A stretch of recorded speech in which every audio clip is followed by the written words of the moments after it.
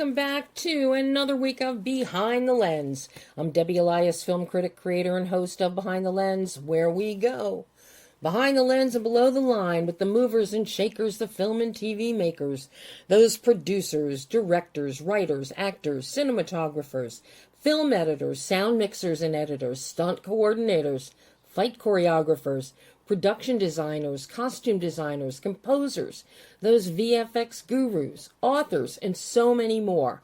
And as you all know, I love talking about movies and talking to all of the artisans who bring them to life on the big and small screens. This is a very fun episode of Behind the Lens as we're going back to nature and into the forest.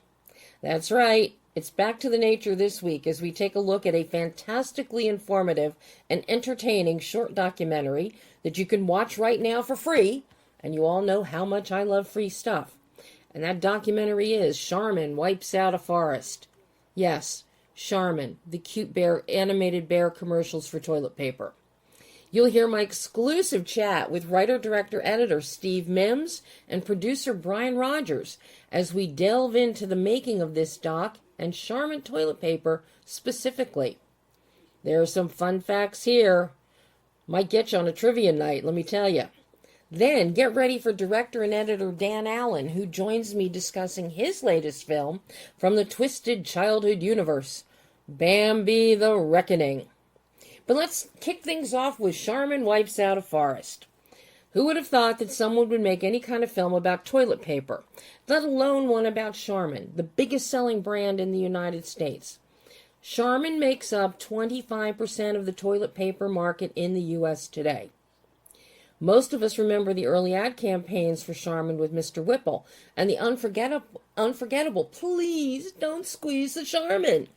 And for quite a few years now, we've been seeing multiple TV spots and ads with the animated bear family using Charmin. But now, thanks to Steve and Brian, we find out the truth behind the toilet paper. And this is a shocking truth. Some of these things are just amazing that we learn in this documentary.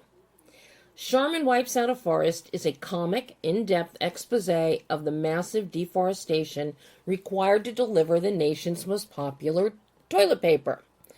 Although we're greeted with a comic opening to the doc and a comic ending, so it's got a great book ending here to keep you entertained, and it's only 25 minutes long, mind you. Steve and Brian deliver a shocking yet hopeful message to consumers. This is a big problem that manufacturer Procter & Gamble will never do anything about, but we can. Filmed on location in the boreal forest of Canada, and featuring an array of scientists, experts, and even members of the descendants of the Gamble family, of James Gamble, who was a founder of Procter & Gamble. The film presents a tight, entertaining story designed to reach us mainstream consumers, with a story that can easily have a happy ending. But if it does, it falls upon us to do so.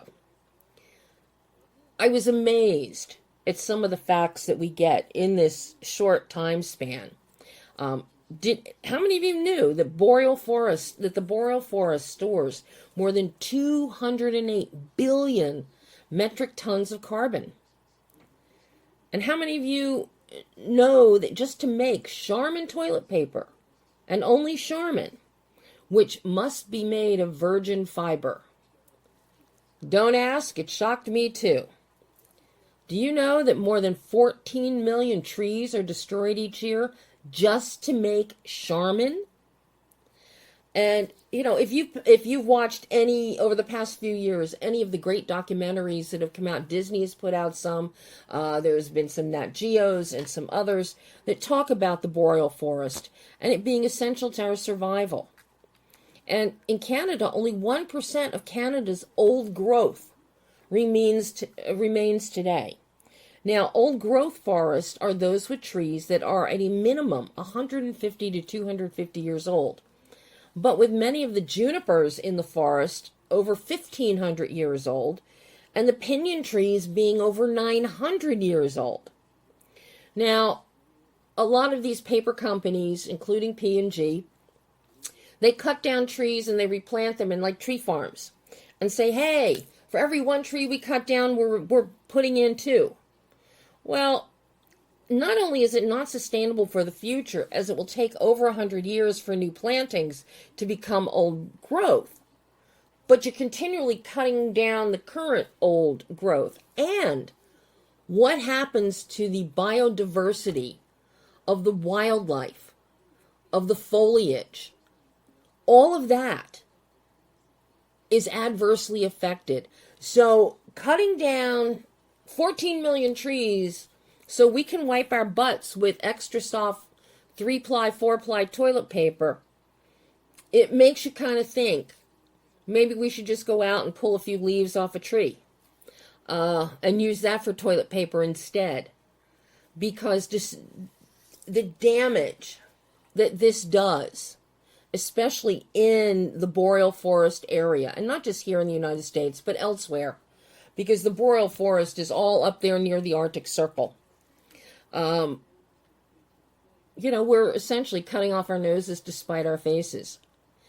And we get into all of that. In this 25 minutes, there's so much that's imparted.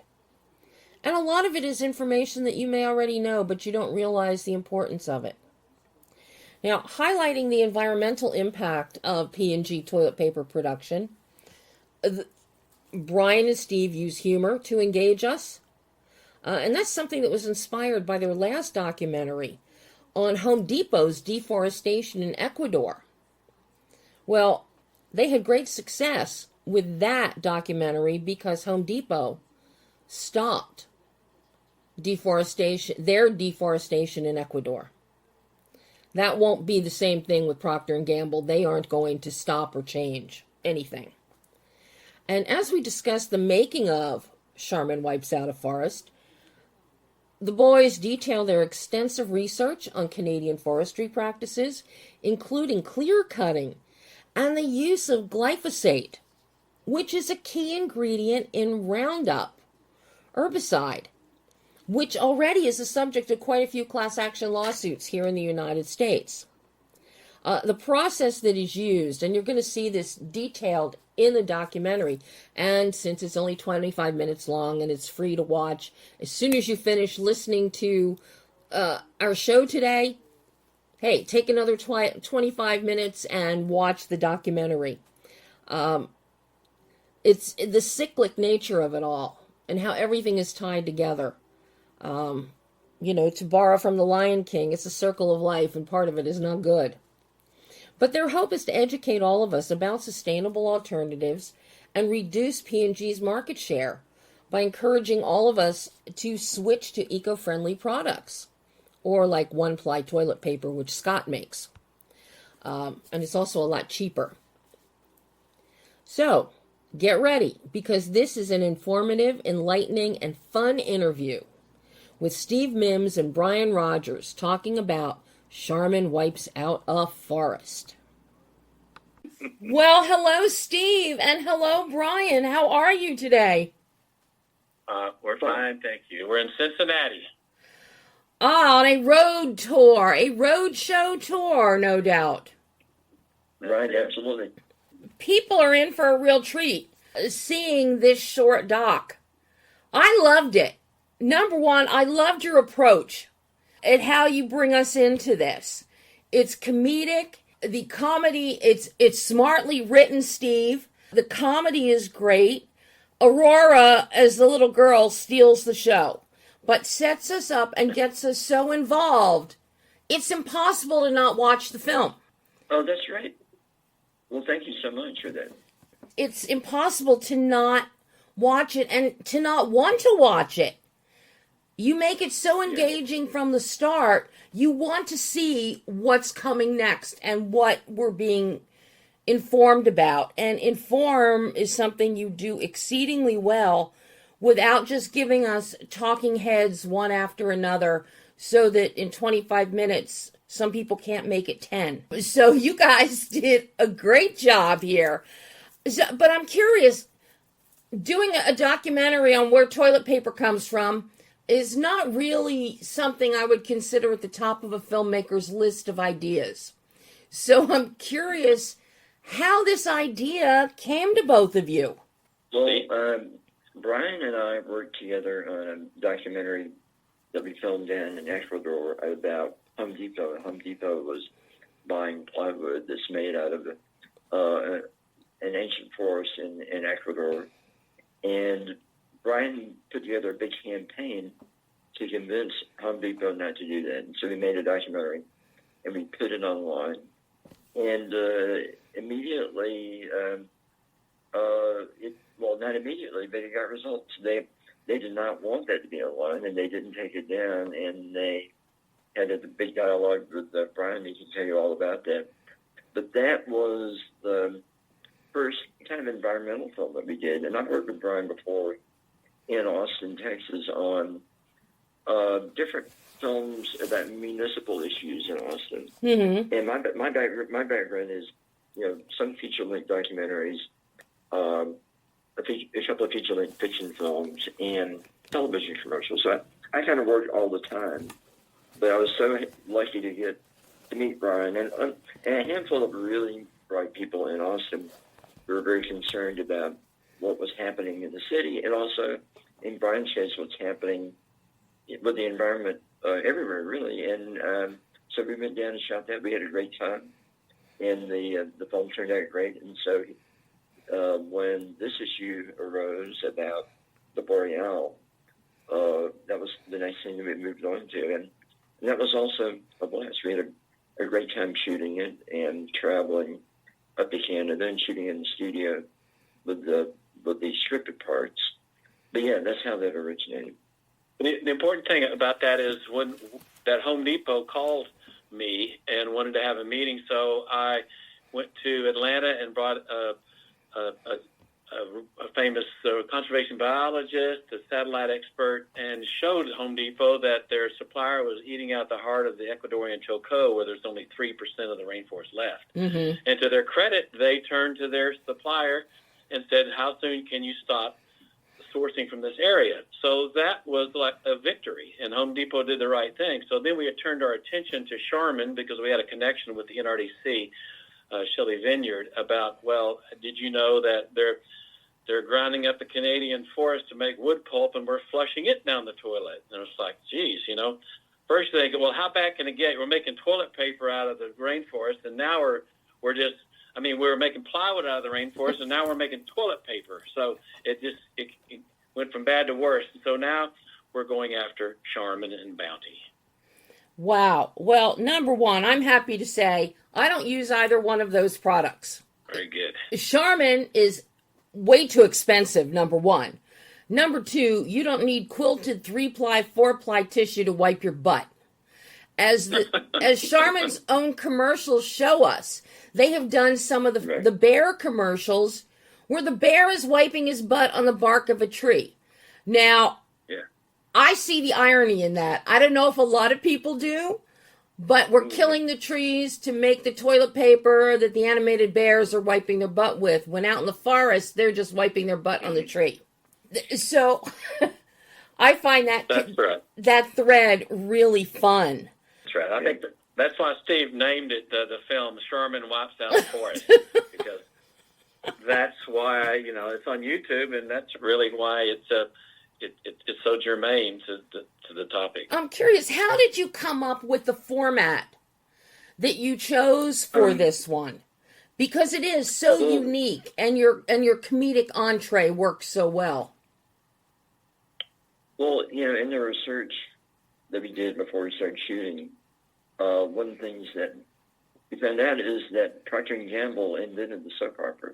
Mm-hmm. And so, in a documentary, there's a certain amount of expository material that you need to give to people. And so I thought that, that's a way to, in the beginning, show people like a little educational film about how paper is made. And then it's a way to engage them in a way that's surprising in the beginning, where we made our own little soap opera, and then it evolves into that. And that's part of the whole philosophy of the film. What we tried to do with this film is not make it depressing and not make it boring.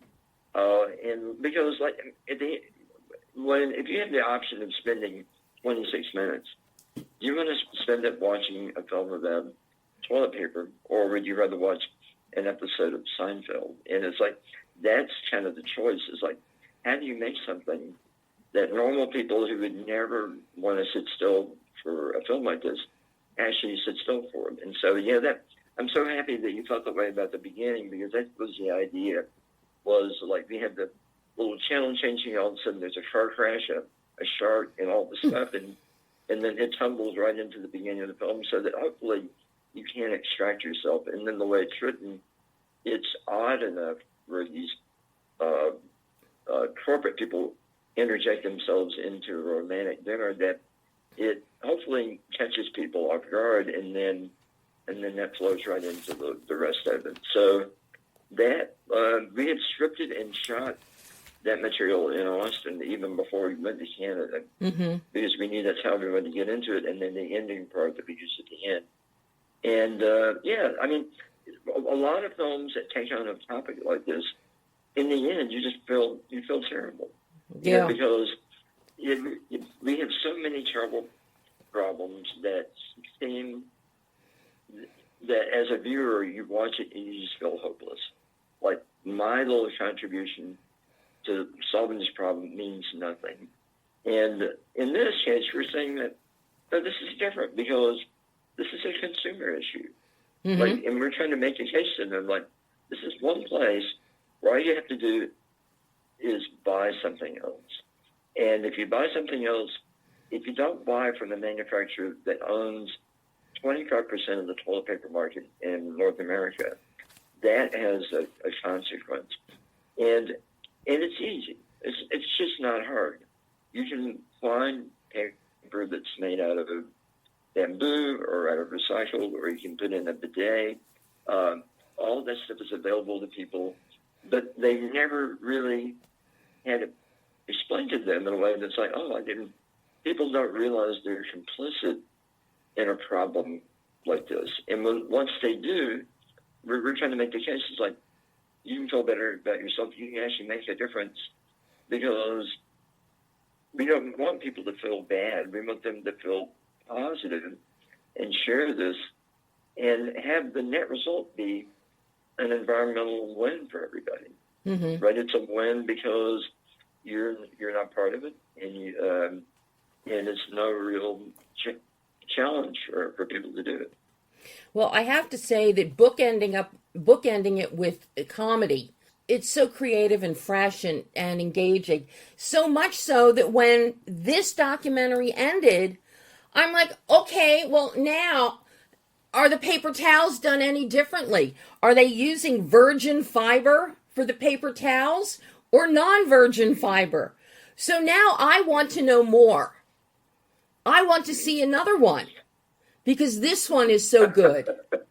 Well, and this, well, we're on a roll, you know. You are, in more ways than one. How long was the research process here? Because you have a lot of information packed in here, and you have a lot of reputable people that you speak with and pepper throughout this. So I'm curious about the research process and how scripted or structured the main part of the doc was outside of the comedic parts. Yeah, so there was a lot of understanding about how Canadian forestry works. So I listened to scores of hours of Canadian forestry podcasts, and I have people that I know that are deep into conservation biology, and was able to score some really great interviews with various people. And it's always good to know your subject better than your enemy. I'll call them enemy, at least from the other side, because I know that there's a lot of foresters and people say, hey, you just cut it down and it'll grow back. And you go, yeah, well, you cut down a biodiverse forest where all the critters are living, and then you replace it with a monocrop, basically a plantation. Because what happens after they clear cut is that they burn all the slash. So they haul the trees to the side of the road, and they chip them in chip trucks to take to the pulp mill. But on the clear-cut land, they come in, they burn all the slash, because they don't want all those branches and stuff to interfere with the plowing. So they actually plow the forest floor, and then they spray the whole field with glyphosate. I mean, thousands of hectares at a time, and because they want to kill off any competition to the conifer, the crop tree, the tree that makes them money when it regrows. So they replace a viable forest with basically a plantation, and then the foresters try to tell you, oh, well, it'll all grow back. Well, okay, this is where 3 to 5 billion birds come from Canada, 3 to 5 billion with a B, as the Audubon guy says. And they fly down and they populate our backyards and all the way down to the tropics. And so when you convert these biodiverse forests into plantation-like crops, that takes away their home. And so the big overview is we need to stop doing this, making toilet paper out of virgin tree fiber. There are so many other options. We have 100 million acres of corn under cultivation in the U.S. So all those corn stalks, all that fiber, really it's just fiber we're looking for, fiber to wipe your bum. 50 million acres of wheat. And then we have, 60 million tons of landfill paper and paperboard. So the solutions are out there, but these companies like Procter & Gamble don't want to change what they're doing. They have a lot of sunk cost, and they'd rather fend off any environmental groups. They've been circling them for the past 25 years trying to get them to change. Well, and this is what I found very, very interesting, guys, is the way you interweave all of this information and you take us from point A to point B. Yes, we see the trees disappearing, and then we start hearing about burning it out and then spraying with essentially the Roundup, which they've said don't use at your house, which itself is the subject of many class actions for being cancer-causing. So you weave all of this so beautifully. I'm curious how challenging that was for you. And did you have that scripted out, or did that come to you in the editing process? Well, there was no script for that part of the film, and we did our research, so we knew what the process was. And Brian found the people and know the people that we got in camera. You were experts in the field. And so, but there's no scripts of what we did in post was to make an assembly of the interviews. And what I tend to do is take one interview at a time and cut it in half, try to get rid of as much as possible, keeping much germane, and then tightening all that up, and then cutting each individual interview, and then building a timeline with all the, a lot of times in the interviews you answer the same subjects, the same questions. So they all have their version of how this happens.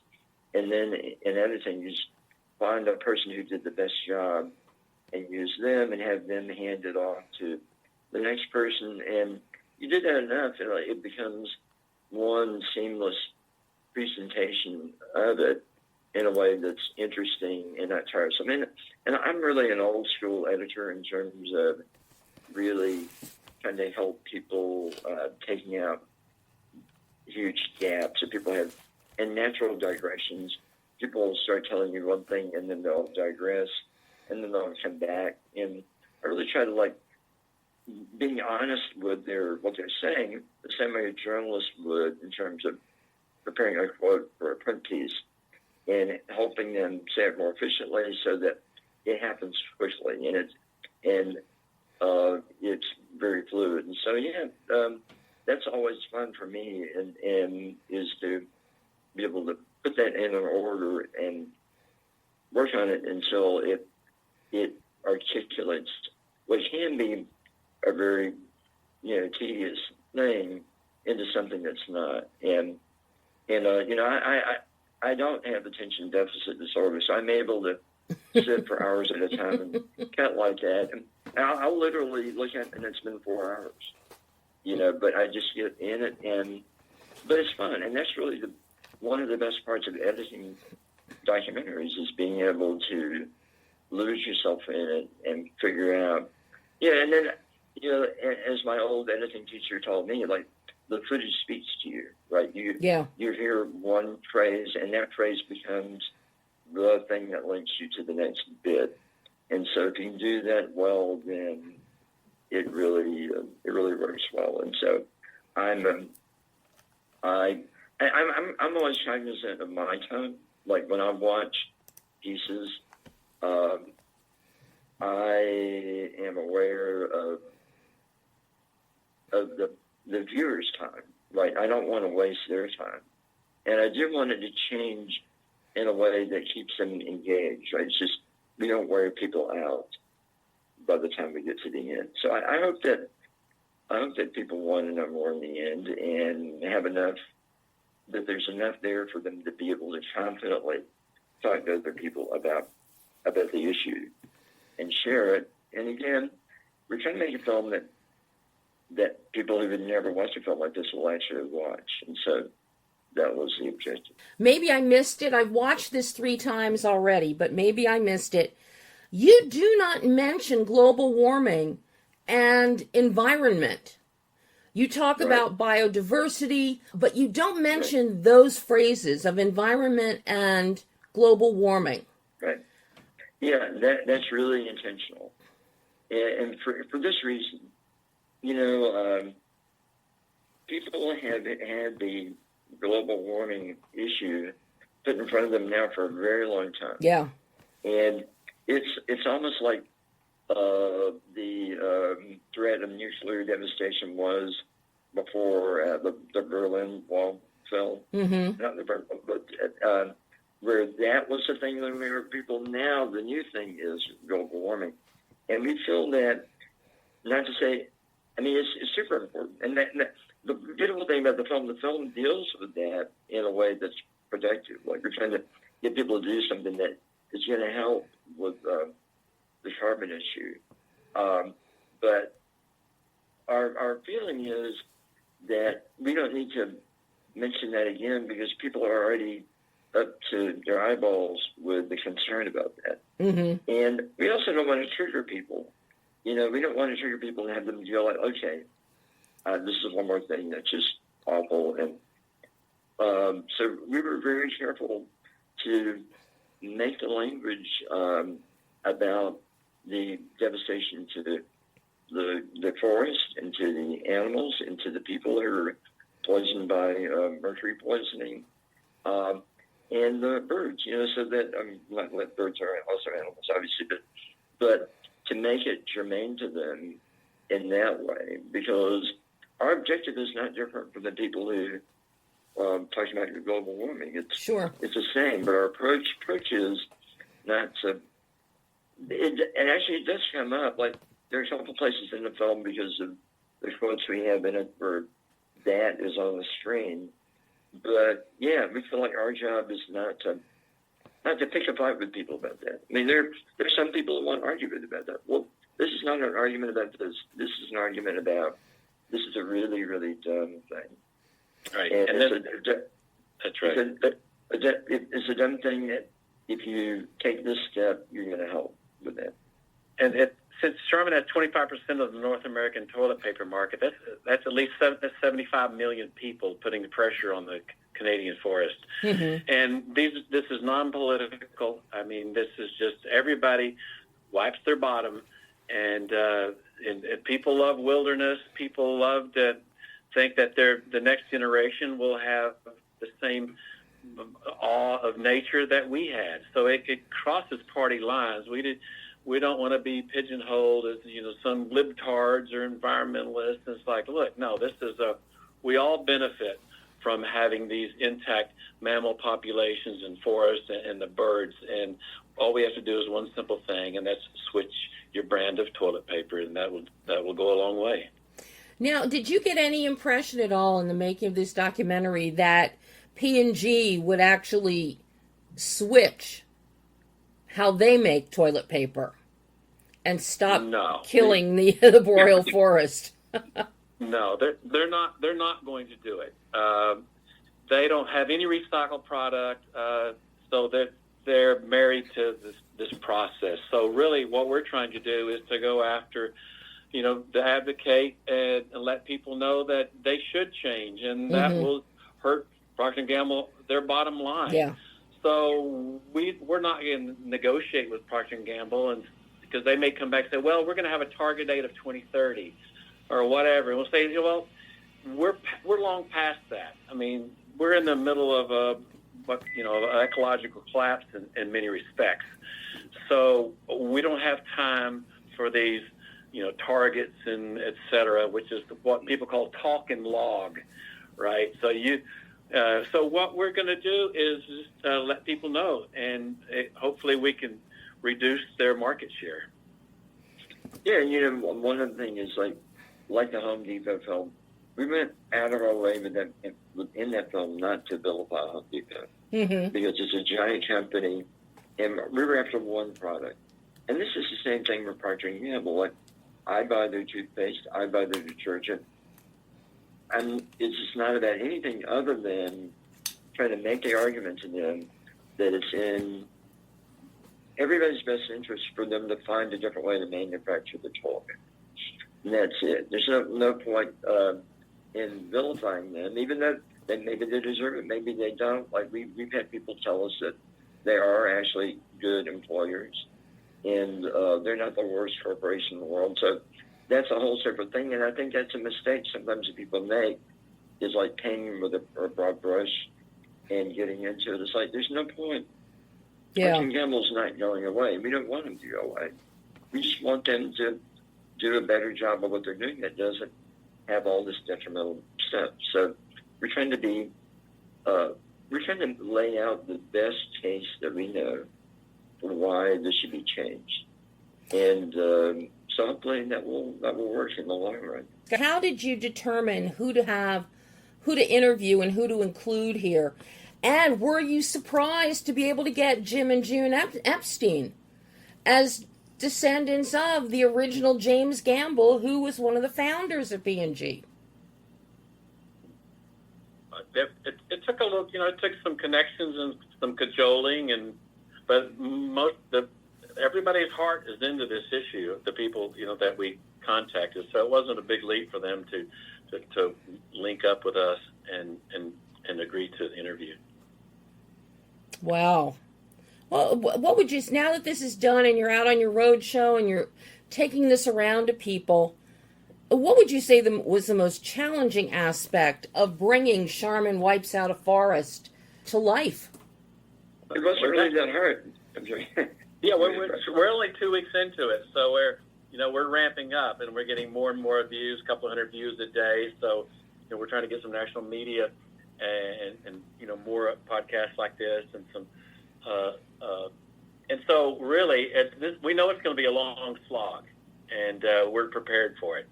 As I said at the top, you guys have done an incredible job with this.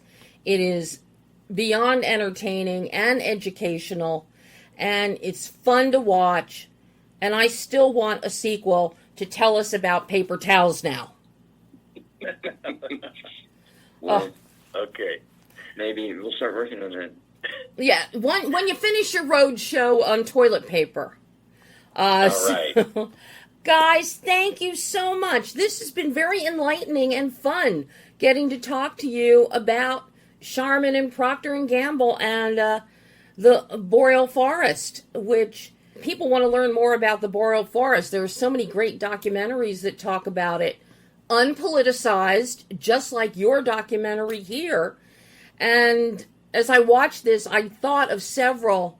It's like, oh, well, this would be a nice piggyback for people. They can sit at home, they can watch one, they can learn about, and then learn about the other and see the processes. So you really tapped into something important here. And I can't wait to see what you give me next. Thank you so much. Yeah, thank you for having us on your show. We really, really appreciate it. Oh, thank you. And I hope we get to chat again in the future. All right. We'll bother you.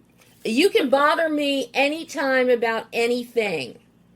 Just right. You just tell Danielle can give you all of my contact info, and you can bother me to your heart's content. Thank you. Thank you. Thanks, guys. Have a great rest of your day. Okay. Bye-bye. Bye-bye. And that was Steve Mims and BRIAN RODGERS discussing their documentary short, Charmin Wipes Out a Forest. You can, as I said, you can watch the documentary right now on YouTube for free in the comfort of your own living room. Just go to www.charminkillsforest.org. That's www.charminkillsforest.org. And as you hear them mention in our conversation, they're currently on a 23-city roadshow tour across the country with their Charmin Wipes Out a Forest video truck. So be on the lookout for when the video truck is coming to your town, and you can get that information on the website. I do know the truck is going to be in the New York City area on the 23rd, so later this week. So check that out. Be on the lookout for it. And now, we're going to go deep into the part of the forest that hasn't been cut down with Bambi the Reckoning. And, oh, how I love these twisted childhood universe films. How many of you have seen Winnie the Pooh, Blood and Honey 1 and 2? If you haven't, get on it. And what about Peter Pan's Neverland Nightmare, or Mary Had a Little Lamb, or Simon Phillips' Mousetrap? Those aren't part of the TCU, but they are all of the same vein.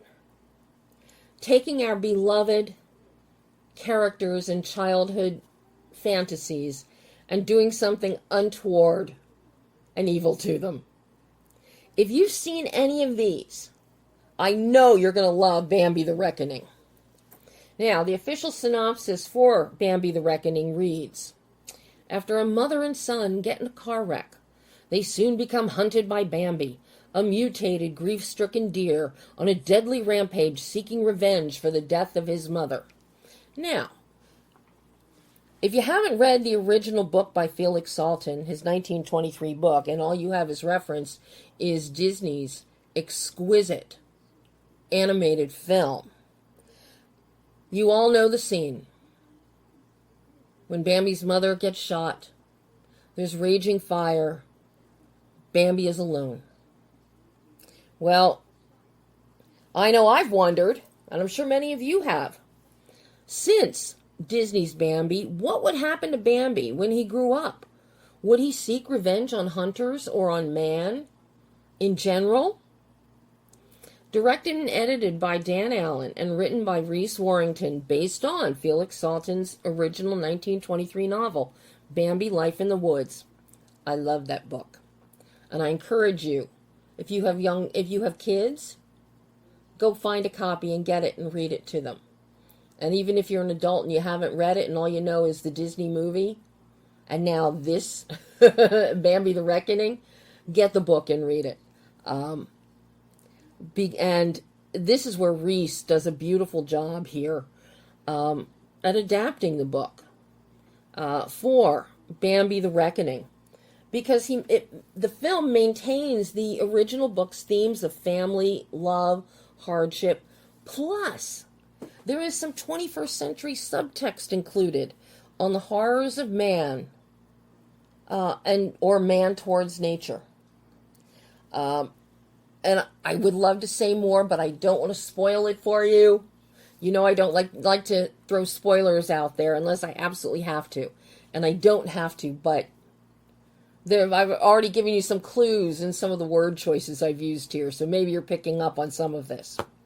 But as Dan and I break down the film, he highlights the casting challenges, particularly with child actor Tom Mulhern, who is incredible. He plays young Benji. He is the young boy who's in the car with his mother, who is beautifully played by Roxanne McKee. And the mother-son dynamic is very, very key in this film.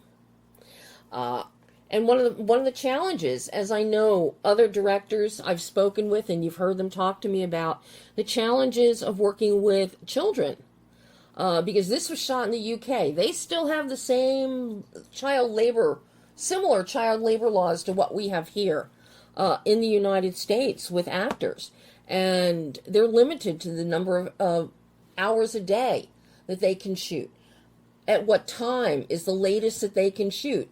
Now, bear in mind, this film was shot at night for night, the whole film. And Benji is in easily 75% of the film, 75% of the film. So when you're shooting the whole film at night, now luckily they shot it in the winter, so the sun set and it got dark earlier. So you had a 5 or 6 o'clock where it was getting dark. But by 11 o'clock, bam, you've got to have, poor Tom has to be gone. So this is one of the big challenges for a film like this, and also safety. He also breaks down the logistical difficulties of shooting at night in freezing temperatures, but also the benefits in creating this world of the forest by shooting at night. Winter in a forest. You get a winter moon or no moon. You get a pure black and pure grays is your background. You don't have that blue-black inkiness that is beautiful. But here, having the straight black night and the shades of gray, it's stunning. Plus, this isn't a Hallmark movie where it's being shot in July and everybody's bundled up in winter coats and clothes for a Christmas movie, but you see no breath coming out of them. And as any of us know who have been back east or in any snow country, when you breathe and it is cold, like below freezing, you have mist, you've got breath coming out of you, as the warm air hits the cold air. And we see that here. So that adds another ambient layer to the visual element of the film. But one of the things that really impressed me, and you're going to hear Dan talk about this, is the sound design. As not only does it celebrate silence, but also the ambient sounds of the forest. Owls, birds, breaking branches, leaves, little animals, bunnies hopping on the ground on the crunchy leaves and the cold, broken leaves in winter. But this creates a haunting atmosphere, which composer Greg Berkhamshaw then incorporates into his score. So a lot of his score has these ambient sounds in it. And just to give you a point of reference, Greg also is a composer on Peter Pan's Nightmare, and also another film by Dan that's very good, that he directed. It Came From Below. So I like Greg's work, and I like hearing it here.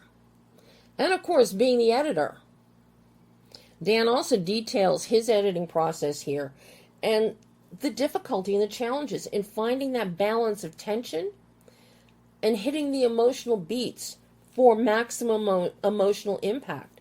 And there's more. We cover it all. So, and I love talking with Dan. And I can't wait till we get to chat again on whatever project he does next. But take a listen as director and editor Dan Allen discusses Bambi the Reckoning. Hi, Debbie. How's it going? Hi, Dan. It's going great. How's it going with you? Very good, thank you. Very good. We just, the new trailer just dropped, which is very exciting. So, we're excited for people to see that. I can't wait to take a look at that. So, Dan, this movie, number one, I'm a huge fan of all of these twisted childhood universe films. I can't get enough of them. You guys can't make them fast enough for me. We're trying. We are trying to make them fast, but without losing. We don't want them to be rubbish, as well. That's just it. You don't want it to be some D-level genre piece that you just slap together with Scotch tape and glue. I got to tell you, what really stood out for me with this is, I know it's based on Felix Salten's book from 1923. The themes in that book of parents, children, family love, hardship. Your mom can't always answer the questions for you. Neither can your dad. And sometimes bad things happen to good deer or good people. Sometimes bad things happen to really bad people too. But you kept the heart of the story.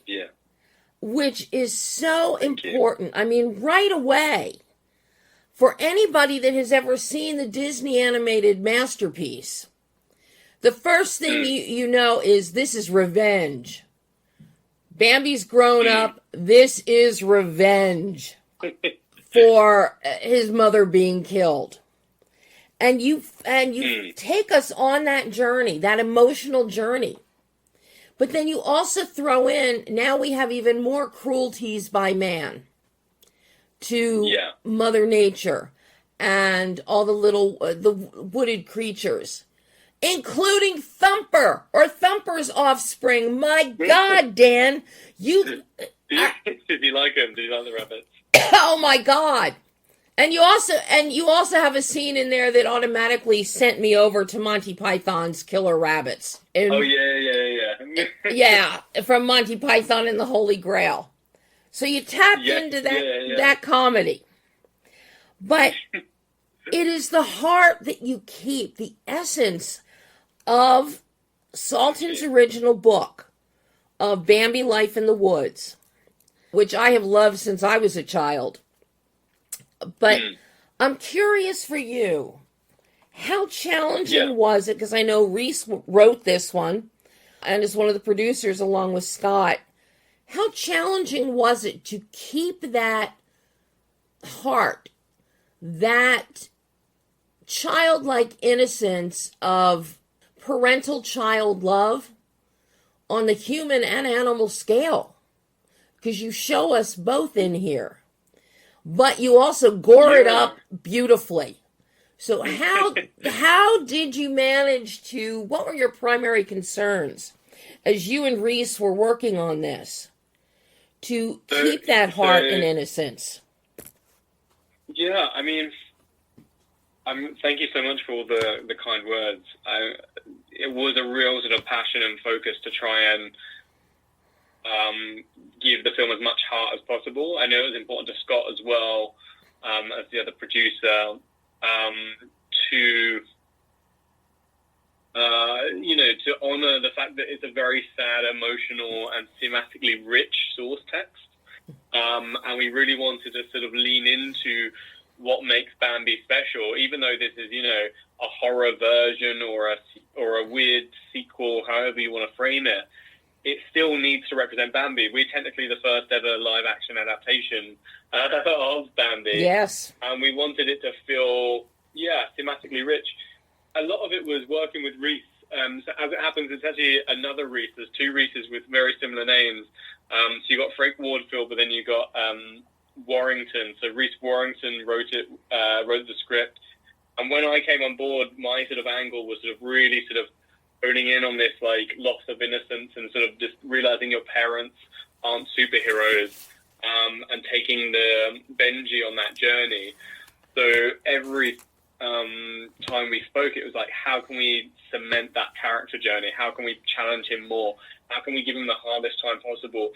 And my suggestion was to add in the father character, which the father wasn't originally in the scripts before I came on board. So I wanted to sort of bring that component, and because I thought that's just going to shatter his world. And then, we wanted to make sure it was reflected in the animals as well. You have got this whole like parent-child relationship from Bambi to Bambi's child, and then also from the humans to their children. And you're sort of in a higher perspective looking down, so as in like, you're looking at it from the parents' perspective, but also from the kids' perspective. Both of them are having a hard time with this relationship of navigating a very sort of challenging, dark world, whilst also trying to steer their own interpersonal relationships well, and it's really hard to do that. I think when, no matter what you try and do, life throws these curveballs to make it really hard. Like, Bambi just wants to be a good parent, but then obviously life gets in the way, or humanity gets in the way, and Zana wants to be a good mum, but nature gets in the way, or the father gets in the way. There's all these sort of components that we're trying to sort of keep in play. And hopefully it sort of pays off and works in a way that leaves you with a really sort of different feeling to the other films in the franchise, while still delivering on all the fun and the gore but also has this sort of, real strong emotional component. And I think that is just, it was so strong in the script, it was hard to sort of, miss that, we just, as long as we knew we shot the script and the emotional beats correctly, then it was going to really shine through in the finished film. Well, and it really does. And I am the first one to admit here, in that third act, as we're nearing the end of the third act, and there's Benji, and he has a woodland creature in his arms. And I got to tell you, my eyes got misty, very misty, wondering which way this was going to go. Because you could have taken this in multiple directions here. But as he's holding this little creature, protecting it, it's like my heart melted, my eyes teared up. So you definitely hit the emotional beats here, Dan. Oh, I'm glad. Thank you. A big part of this film, in addition to the incredible CGI and the whole creature of Bambi, is casting Tom Mulhern as Benji. How difficult was it to cast him? Because Benji and his mother, so Tom and Roxanne, you had to get them right. Oh, yeah. Yeah, it was super tough, and it's really tough with kids because it's such a tricky age where they're sort of starting to learn to be self-aware. So you get a bunch of actors that are really good as child actors, like under the age of 10, but the moment they get to around the age of like 9, 10, 11, 12, they're sort of growing a sense of self-awareness. And then suddenly with that comes self-consciousness and suddenly their acting ability starts to disappear because they don't want to get things wrong, or they're embarrassed, or they have a lot more shame, or they just can't quite commit wholeheartedly. When they're younger, you can just say, be scared, and then they are scared. Whereas when they're slightly older, they sort of can overthink what being scared is, or what it looks like, what it's meant to look like. And honestly, I mean, Benji was the last person we saw. We did a casting call. We had a bunch of tapes. I think we had hundreds of tapes. And then we had a handful of kids that we saw. And then we got an email from a representative from one of the kids being like, oh, do you mind seeing this other kid as well? And he literally, it was right at the end of the day, and we were like, oh man, we don't really think we found him. And then this extra kid that the casting director, or not the casting director, like the representative from this like young children's agency, just sort of threw in at the last second. He comes up and he just smashes it, like knocks it out the park. And I remember like Nikki, who plays Mary, she was actually with me doing the auditions. She very kindly volunteered to just read the other lines, and he left the room, and we both just sort of like open mouth turned to look at each other, and we were just like, thank goodness. And it felt like, we were trying to play it cool. We were like, okay, well, we'll email him tomorrow. We'll email his agent or whatever. But it turned out it was actually the casting lady. It was her own son. So she represents loads of child actors, and she just sort of noticed, oh, maybe my own son would be good for this. He's a very good actor. He's been in loads of TV shows. But it was her, that's why she added him last second, because she was just like, oh, maybe Tom could do this. And thank goodness she did, because, he hadn't originally taped for it, so we hadn't really seen him, I don't think. It was great. It was really cool. It was really cool. I mean, he's the youngest one on set as well, so it was a lot for him to do. But, I mean, I think he had the best time because, one day he'd be walking away from an explosion behind him, and the next day he's, like, crawling out of an upside-down car, and the next thing he's driving a vehicle, there's all these things that I just, like, must sound so cool to turn up at school the next day and be like, you'll never guess what I did yesterday. Yeah. I got to stroll away from this humongous explosion behind it. I feel like all his friends wouldn't believe any of the things he said he got to do. So, and he got to be, great. In the opening where we've got the cab driver and the taxi gets flipped over down a hill. So Tom actually got to be in the car and do that. So he didn't actually drive, but he did have to sit at the steering wheel. I think he had to do a lot of like pretending to, and then what he did get to do in the vehicle is we had everyone shaking the vehicle. You know when he's in the back of the vehicle when Bambi's smashing into the car? So we had people throwing all these like light objects all over them, and they had to like swing from like side to side and throw themselves across the camper van. So that's the sort of the stunts he was doing. It wasn't in a moving vehicle, no. But yeah, that was good fun. And the moment we said cut, you know, and they were covered in like all these fake apples and fruit and plates and stuff. You just see like the biggest smiles across all their faces. It was just really cool.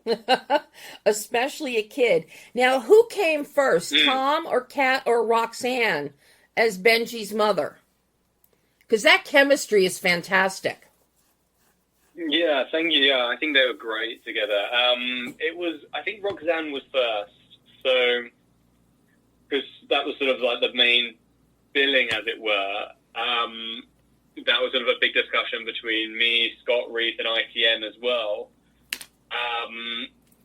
So then once we had her, then we sort of like built it around her, made sure like, because, you know, they got to look like a family and like aesthetically and stuff. So yeah, it was Roxanne first, and then sort of the hunt began for Benji, and then we obviously had to build that other separate family as well, the extended family. But they very much felt like their own units compared to sort of Tom and Roxanne. Mm-hmm. I love the chemistry between the two of them, and it increases, and you really see the mother-son, the mother-child dynamic intensify. Yeah. Especially as Benji starts realizing that, hey, maybe mom is right about a few things. Yeah. That's always revelatory. Now, once you've got your cast in place, you're shooting. This whole thing, did you shoot any days at all? Was everything night for night? Yeah, so the first day, I think we started filming at around 3 or 4 in the afternoon, maybe 2 in the afternoon.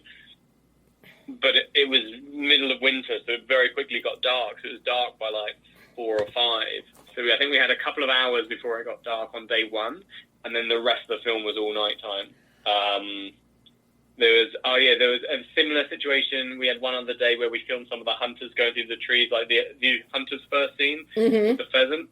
That was sort of just before nightfall, which adds this whole extra pressure, because the longer you take to shoot it, the darker and darker it's going to get whilst you're filming. And if it gets too dark, then the footage won't work together. It will be too visually distinct.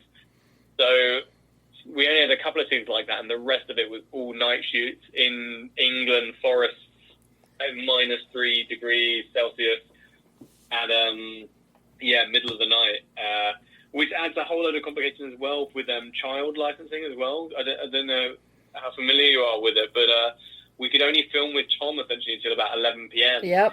So not only was the whole film shooting at night, but we only had one of our main actors for half a day every day. So we had to shoot all of Tom's scenes. And bless Roxanne, I mean, she did such a good job. She was literally having to act opposite either nothing. Oh my gosh. Or what's it called? We our 2 camera assistants. So Jimmy and Nina were they're like quite short people, and so we would put Benji's coat on them, and it would fit them fine, and they would often have to stand in for Tom, and Roxanne would have to deliver these incredibly emotional performances and like look at them, and you know it was tough on her, it really was, and I felt bad, but I mean, there was just nothing we could do. Yeah. We had to get his shots done before we lost him entirely, you know. And if there was another way to schedule it, we would have done, especially... But I think we had him for some of the key emotional bits for her. But yeah, she definitely had a load of emotional heavy lifting to do without really anyone there, which was really tough. But yeah, it was the only way to do it, because that's what happens when your whole film's set at night and it's got kids in it. So. That's exactly what happens. Now, because you're shooting night for night, I have to say this really does work to your advantage, because we're not just seeing actors bundled up in down jackets and heavy sweaters and everything. By shooting at night in the cold, number one, we're getting a truer sense of black on black in the night. in the forest. Yeah. But we're also getting the warm air coming out of everybody's mouths when they're talking. Mm. So it adds another layer of authenticity. Yeah. And quote unquote reality Mm-hmm. to this world that you are building. And I think it works beautifully. And your DP, Vince, did a beautiful job shooting this. And Thank you. I love some of the blocking that the two of you did, particularly in the quote unquote lab. And we have one of our hunters and staring down into cages. Beautiful dutching angles. Beautiful dutching angles that really are showing us that the power play of the hunters. But then it also switches. And because Bambi is so large, we get the reverse perspective in many instances of even adults. They have to look up at Bambi. Yeah. So Bambi is a looming, fierce force. So just beautifully done, Dan. I'm really thrilled with that. I appreciate that. But the first thing that stood out to me when the film starts, number one, is that animated opening that's lovely. Yeah. And thank you. Your sound design and sound editing in this film, the way you use silence is fantastic. Talk to me about working with your sound designers and editors for this sonic palette, because it really is wonderfully done. Thank you. Yeah, it was a big aspect of the film. Like, I kind of knew how I wanted the film to sound literally from reading the script the first time, you know. I just had this sense that music was going to be really powerful, but it's going to be used at just the right moments only. And actually what we're going to do is use the diegetic sound, use the actual sounds that are happening in the film, almost in a musical way themselves, and mix them in a way that's really rich. Like, you know, the car attack scene, I love the sound work in that. So Brian Hatton, who is sort of our lead sound designer, I've worked with a bunch of times on a bunch of different movies. He is so good. And, you know, he's got a team as well with him at Lightyear Studios. So there's Rob as well, who's amazing, Olga, and there's a bunch of others there. And they're all got their own sort of focus of Foley and stuff. And yeah, I just knew I wanted to not sort of cover up all this, the richness of this attack or Bambi with music. And I wanted that, especially that first car attack. At one point I was going to delay any music until much later on in the film. Besides obviously the opening animation, I was thinking, I just want to experience the world. I want to hear the sounds of the forest. And we were also really particular as well. There's no sounds of any owls or birds in the forest, because our thinking was Bambi and the rabbit and potentially what other mutated creatures there are, they have killed all the remaining wildlife because they've eaten them. So we really wanted it to sound like a dead forest. There's still insects, they're still around, but with the exception of insects, there's very much almost no audible sounds of life. But instead what you get is these beautifully rich, like creaking trees, and sort of, really turning the forest into a character in and of itself.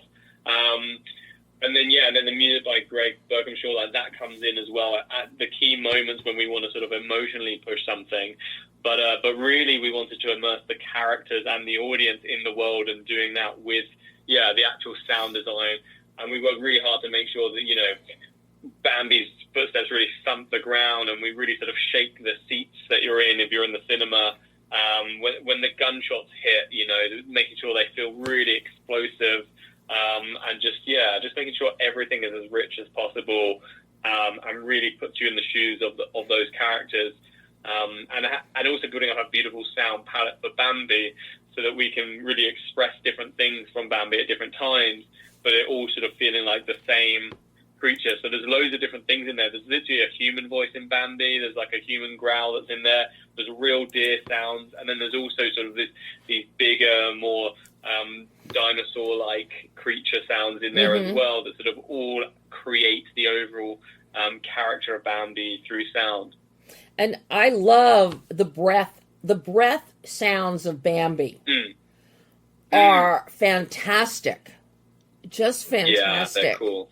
And the breath conveys so much of Bambi's mindset how he's breathing and as drool is dripping from him.